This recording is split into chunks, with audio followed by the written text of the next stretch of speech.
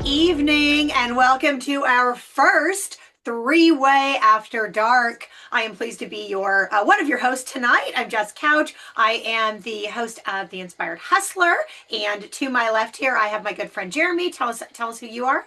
Hello, my name is Jeremy Van Wert. I'm a licensed therapist in California. JeremyVanWert.com is where you can find me. I'm the host of the Mindful Mutiny podcast, and that's what I do. And my brother, Derek. Tell us who you are and what you do.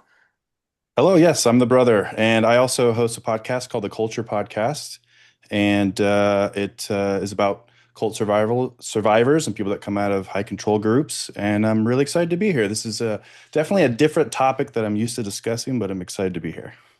Well, I had to pull in some real great minds for this Yeah. one. We are going to take all of your relationship questions.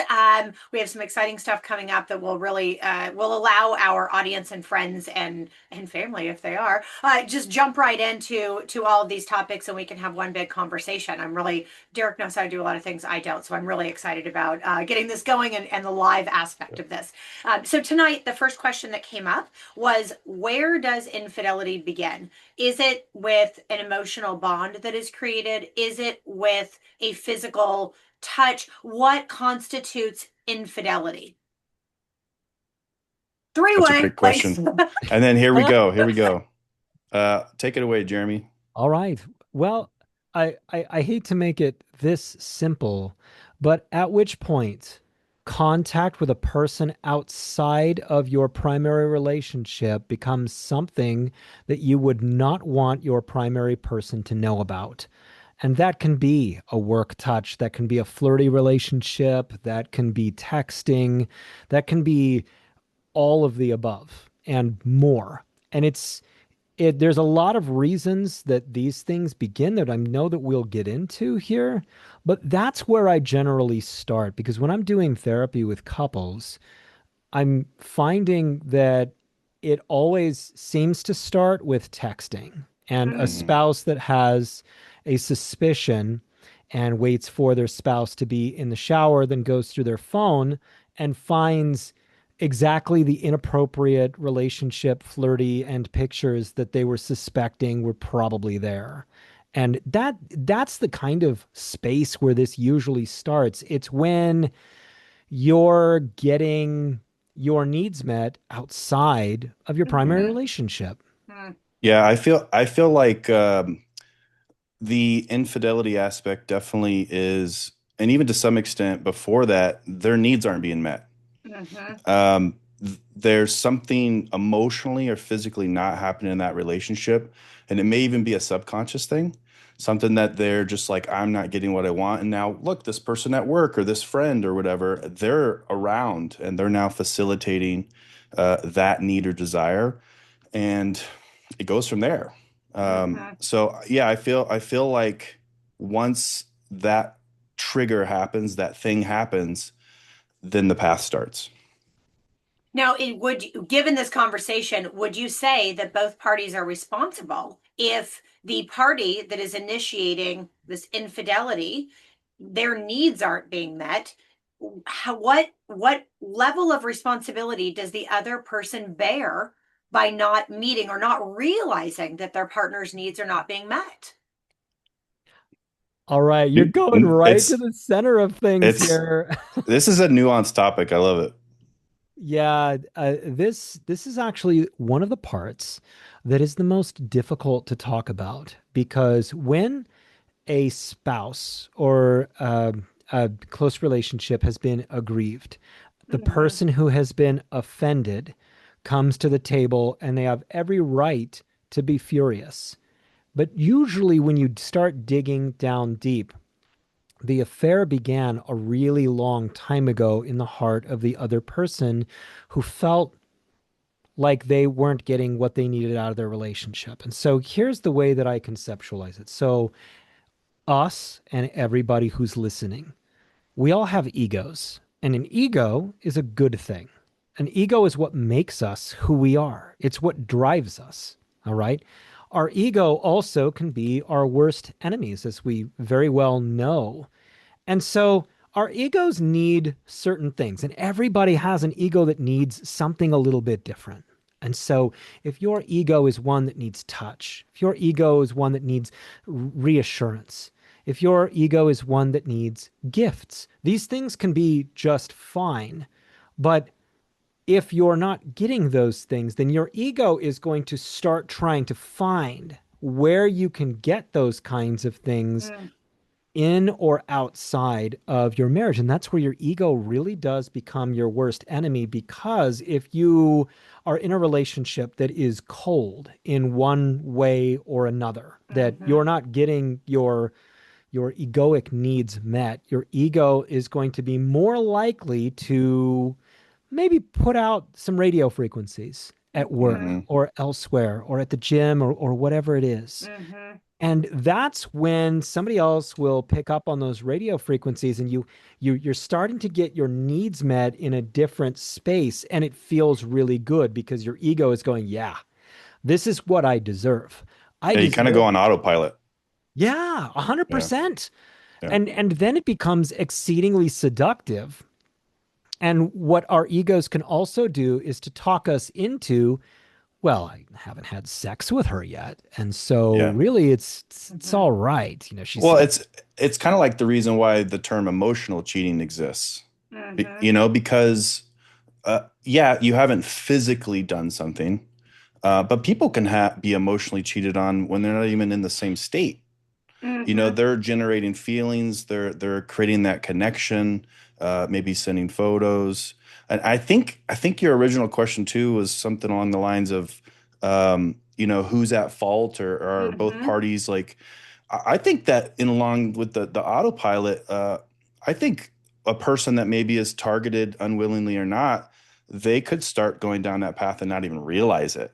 They Mm-hmm. might they might not even see the cue and go like, "Oh, this is just a workmate." And we've always had lunch. We have lunch at Mm-hmm. work, and that other person is taking them along this path that it's very subtle, it's minute things. And before you know it, an outsider may look at that situation and go like, "Are you married?" Uh-huh. And it isn't until that moment where that person goes, "Wait a minute, what are you saying?" Because it's so subtle. I don't know. What do you think, Jess?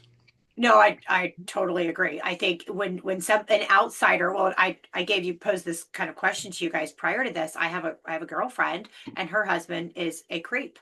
And I came to two of our really good friends and said, "Hey, I have this situation, and I want your opinion on it. And I think this person's husband is being inappropriate." And it was a couple, and the husband said, "Let me stop you right there. If you think for 1 second somebody is saying something inappropriate to you, I've been around you enough to see situations occur that you go, oh no, he was joking, or it's no, he didn't mean it like that. If you think it's inappropriate, I guarantee it's wildly inappropriate. Go ahead, tell me what you got."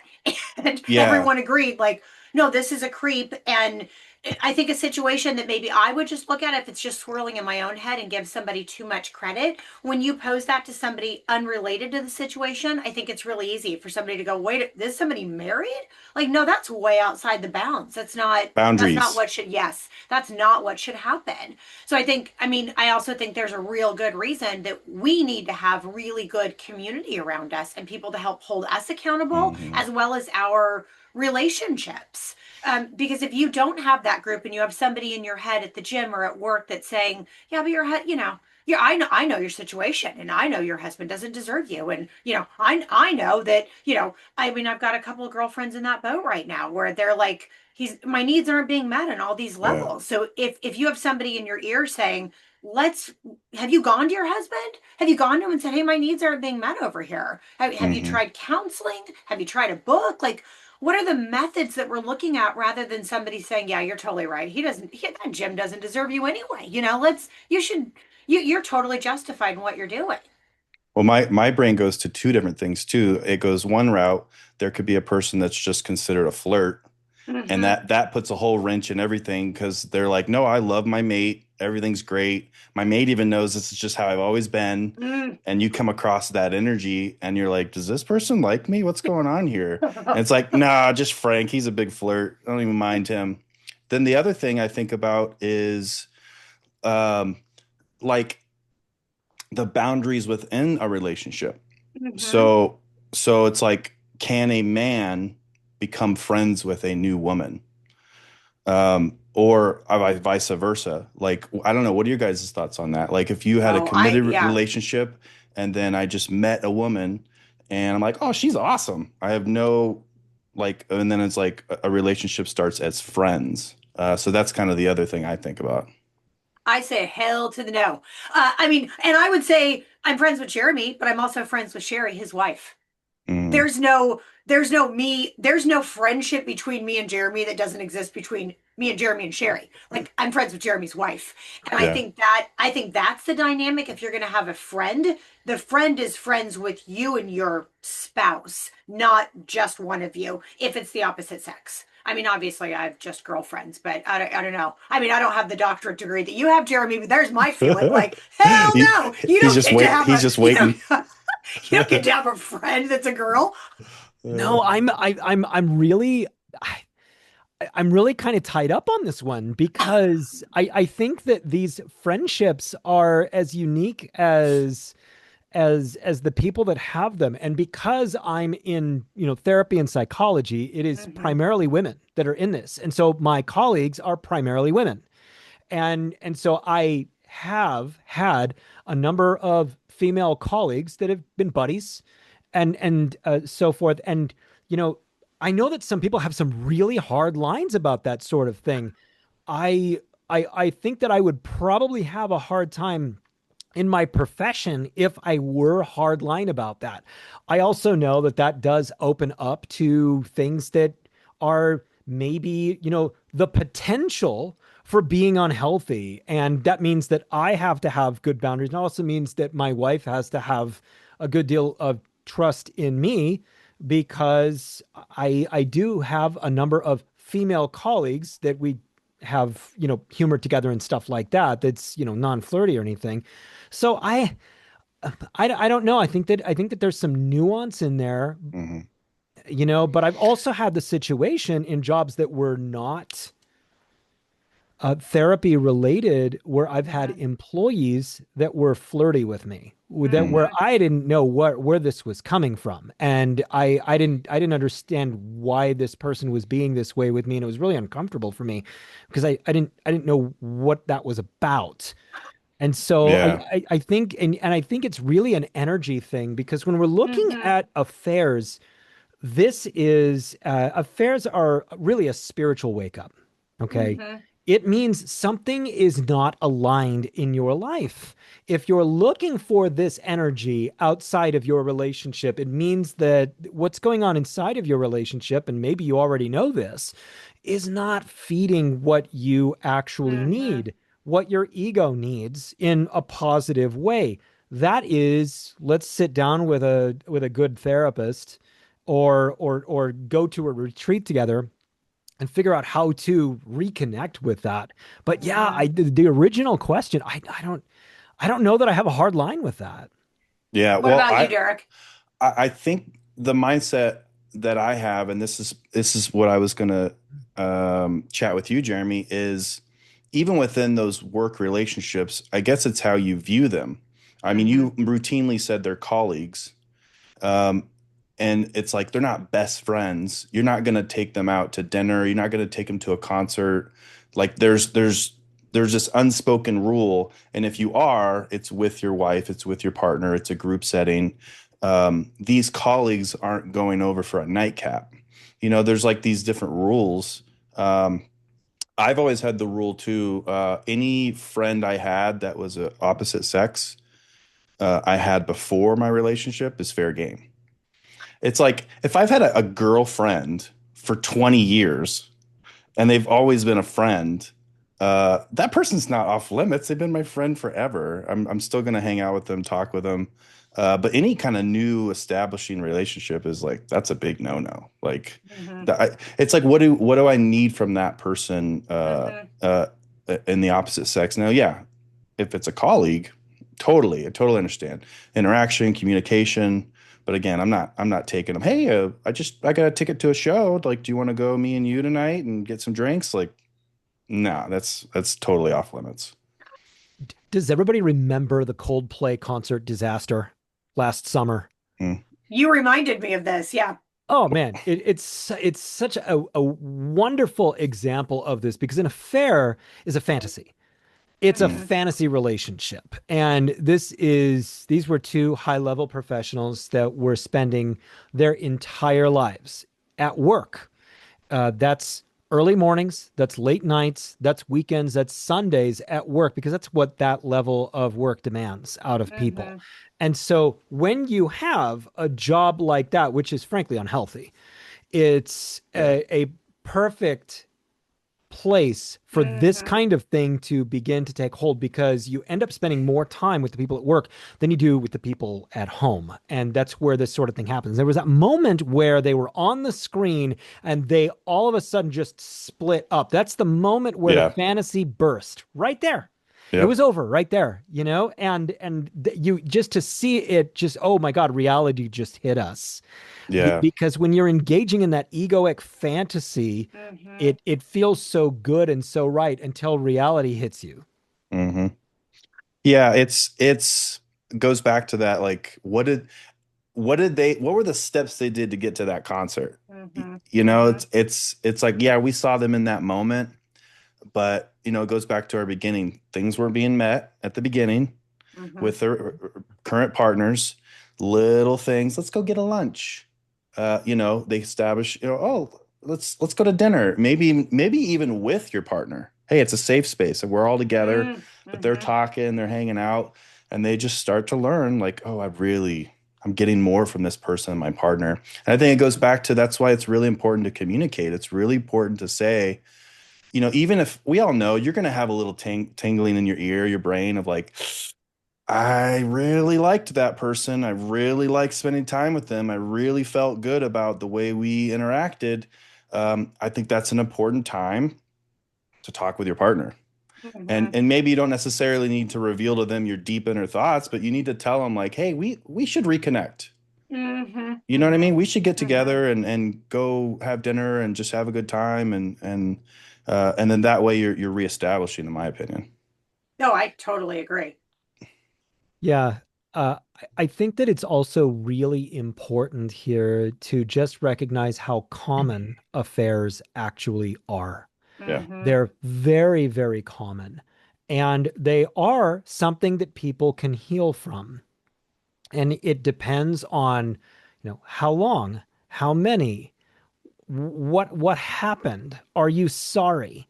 Because sometimes I get these couples that come in and maybe the man has had an affair and the wife will go, look, I need this and this from him. He's not getting out of this easy. We've got two young children. He's staying here. And we need to iron these things out and get some Hmm. trust back because I'm not going to be a single mom. Okay. Mm-hmm. And that is a woman with a really strong set of shoulders on her Yeah. to really be. And what blows my mind is when men with those specific women come in and they're not willing, because I think that is an unbelievable amount of grace and rationality to just come and say, I need this, and this, and we can keep going. And so every single affair is different. And some people define them as, well, we didn't have sex. And so it's not really Mm-hmm. an affair. And of course, we know that's ridiculous. But the repair from it is something that can absolutely happen. It's just usually really uncomfortable and it takes a while. And Mm-hmm. the aggrieved spouse is never going to forget. But what Hmm. they can do is see the humanity in the other person and feel whether or not that person is sincere in their willingness to reform themselves and be the person they should have been before that. Mm-hmm. That's great. Yeah, totally agree. But I think that's going to take a trained professional to get to that point because how otherwise you just have these thoughts swimming in your own head until you say them out loud and you have, some neutral third party to say that's not reasonable or that is reasonable. I think that's where a couple needs to land when you go through something like that. And I've been married a couple times, so I've been through some stuff. I You're think really good at this. yeah. Well, what came to mind for me also is, the last time I was married to a man who was much older, and I had multiple reports come in that he was hanging out with this really young cocktail waitress. I don't Mhm. drink, so he's out of bars all the time. I marry men that drink. I don't drink, so anyway, I got multiple They drank reports, for the and both of you. yeah. And the whole time I kept saying, no, that's crazy. Like that. I mean, you wouldn't do that. I mean, plus, have you Hmm. seen him? There's no way that's happening. And second, he's in a different age in his life and is dealing with all these other things a lot because of age. So, like, sex wasn't happening because he's no longer interested in that. Yeah. And I'm like, no way. He's not interested in me. There's no way he's interested in some cocktail waitress. That wouldn't happen. You're confused. Fast forward, It's the they're current, fantasy. they're together. Like they've been together since Oh, when we were married. So found his soulmate. yeah, he found his How soulmate. romantic. Yeah, how romantic. Yeah. Um, Shout out. Yeah. but I was in disbelief about the whole thing. I was thinking, there's no way, Uh, there's no way, there's no way, there's no way that would even Well, happen. I think So, that's why it's super important even before you get to that point. And obviously, each relationship we all learn as people. mhm, We don't need to be therapists necessarily to learn through our mistakes. That's part of the living. That's part of life.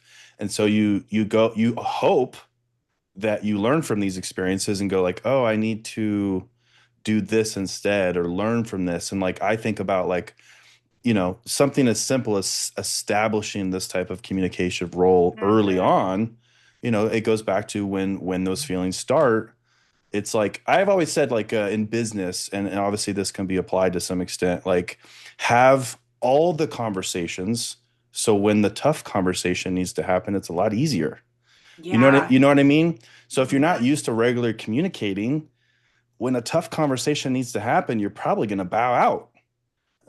So I just feel like if you get into a healthy routine and habit of just constantly communicating, even if you seem stupid, silly, dumb, you put your foot in your mouth, you're just constantly talking about how you feel and the things that you want to do and the joys and the curiosities and the mhm, shame and whatever. If you have a partner that you can speak with about all those things, when the other stuff comes, it's just easier. yeah. Yeah, I have two things to say. The first thing is she was working as a waitress at a cocktail bar. The Exactly. second thing That it's is true. the second thing is that every era of our relationship, it changes who we both are. Okay. Mhm, It's like a new operating system.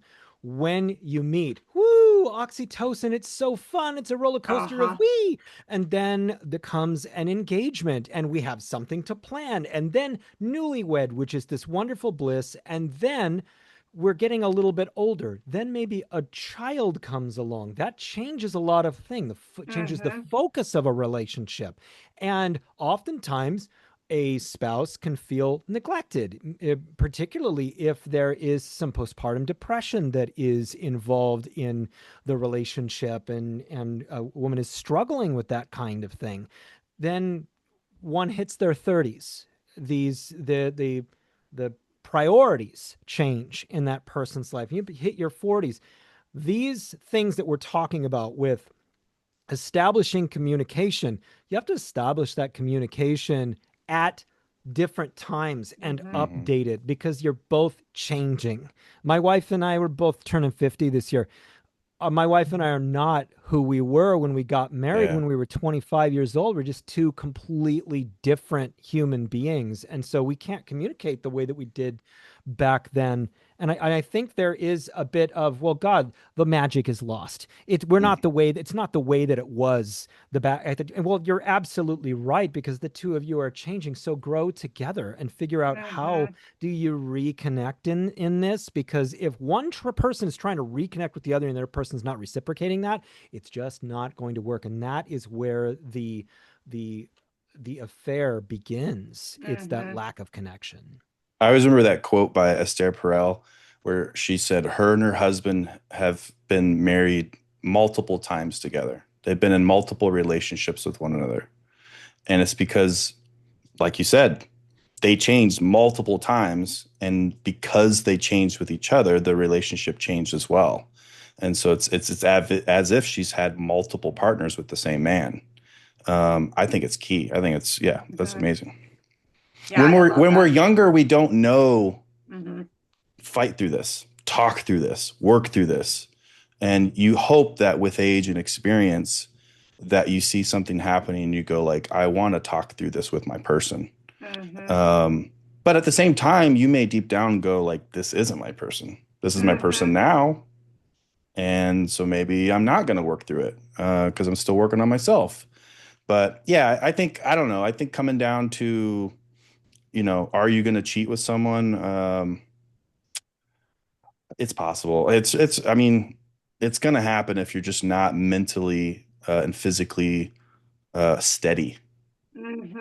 Hmm. Yeah, if you just want the quick hits of life, the drugs, the dopamine, um, you're gonna fall for those really easy. You're gonna fall for that super easy. You're gonna see the lady in the red dress. You're gonna see that thing that squirrel, like something's coming, and then you're gonna fall to those machinations, and then it's gonna happen. But if you're steady and you're a little bit learned and go like, oop, not doing that, like you're gonna be okay.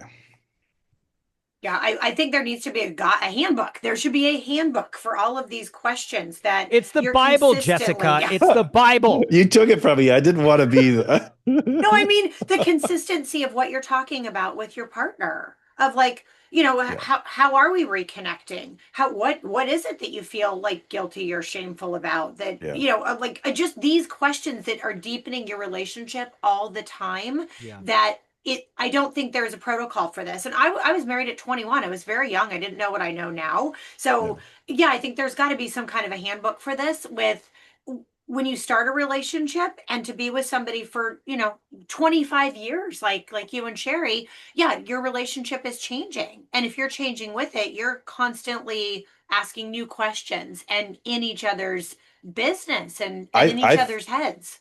I think you said it there. The tough thing about an all-encompassing handbook, we're all so different. Our Yeah. shaped experiences, our lived experiences, our life. So all you can do is hope for the framework that works for you. All you can do is Mm-hmm. hope that whatever you find, whatever book, whatever podcast, therapist, all you can do is hope that that person helps keep you in line or that thing. Mm-hmm. Because we tease like the Bible, like that could work for you. That Sure. keeps you in line. You have the structure. It could be, Buddhism. It could be, finding yourself through psychedelics. Like Mm-hmm. it's what works for you. But if you're Mm-hmm. if you're if you're working in a system that doesn't work for you and you're anxious, you're fighting it. There's this rigidness in your life. Find a new system. Mm-hmm. Mm-hmm. Well, and then I mean that begs the point of like, what if your partner is really rigid and you're not? Like, how does this? I mean, this is the breeding ground for things that end up being contentious. That's why a lot of If people break up. Mm-hmm. We're Mm-hmm. constantly changing. There's constantly new chapters, and if you're not aligning with your partner, and I intentionally say partner. I had someone say like, I hate when people say partner. Like, I don't know, like it's just like aligns with maybe the LGBTQ community, Uh-huh. and it's like, no, this is my person that we're working together through this Mm-hmm. relationship. Mm-hmm. This is my partner. It's not just Mm-hmm. my girlfriend. Um, and so it's like if your partner doesn't align with you, are they a partner anymore? Right. That's my mindset on that. Like, Yeah, I agree with all of those things, and I did for years before we in my last marriage before we were married called him my partner, and everyone assumed I was a lesbian, and like I'm full of gay pride. I that's the least of my concerns that that's what you're thinking. But I totally agree that yeah, if it's your partner, it's more than just a girlfriend or just a boyfriend, and that title I don't think is suitable mm, for a real adult partnership that you're walking through life with somebody with. I don't think that does it yep, justice. yep. I guess what I'll leave with is that when you start to feel disconnection from your partner, sit down with somebody, because there's so many couples that I work with where I just go, God, I wish that I would have been able to get at you 5 years ago. We Mm-hmm. could have fixed this, because by the time that some couples sit down with a therapist, it's kind of over. already in Hmm. their hearts, and they're both kind of trying to figure out how to pull the ripcord and not be at fault. But if I can tell that these are two really great people, if we could have started on this 5 years Hmm. earlier, it would have been a completely different story. These people could have learned how to love each other and write their stories together a whole lot better. Mm. Yeah, that's beautiful. Yep. Couldn't agree more. So yeah, I'm hoping that next week we'll have lots of new questions come in from other people in relationships. I mean, I'd really prefer to have, yeah, like couples that pose a question rather than just one person of, is my partner incorrect? I'd really love that. So I'm excited to see what other questions we get as we throw this out this week and see what other questions come up that we can tackle next week. Yeah, thanks for having me on. I'm excited. Yeah, me too. We'll make sure we link everyone's podcast as well because you Hmm. guys are a lot of fun in your own rights and your own thing, and I'm hoping this will give our audience another opportunity to see you in a different light than what you usually do. Yeah. Yeah, thanks so much for having me and look forward to all the questions coming in. Can't wait. All right, till next time, guys. All right.